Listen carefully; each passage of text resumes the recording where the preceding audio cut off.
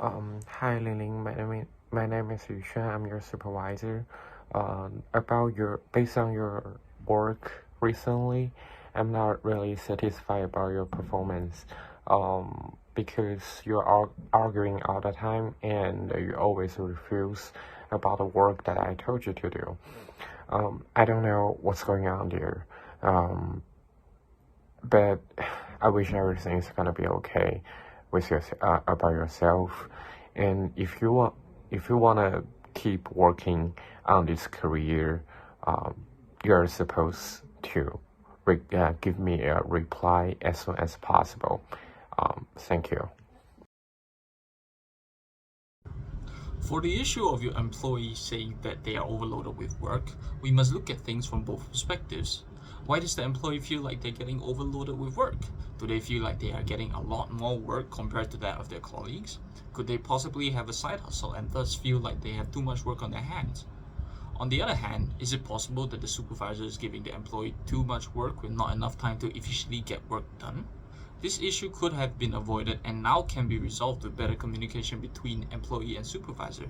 The employee could properly explain why they feel like they are overwhelmed, and the supervisor can properly explain the amount of work they are passing on, as well as the reasoning behind their deadlines. My supervisor treats me and other colleagues so differently. Is it just because his personal dislikes of me? While other colleagues get like 14 days of sick leave, I'm only getting 10. At the same time, he always makes me do extra work after I came back from leave. While others on leave, he makes me do the work. I felt so unfair. I have no idea what I did to deserve this discrimination from him.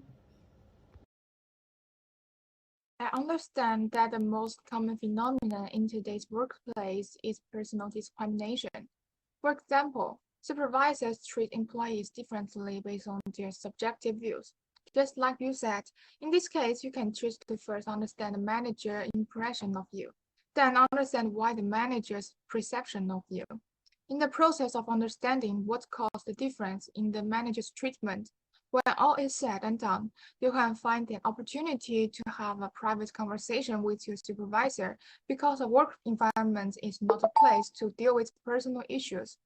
When the supervisor asks a series of questions, you will answer them one by one and then tell him how you will behave in the future.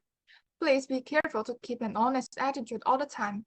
When the supervisor finds that you have a good attitude and understand why the problems occur and know how to solve them, he will change his impression on you and your problem will be solved.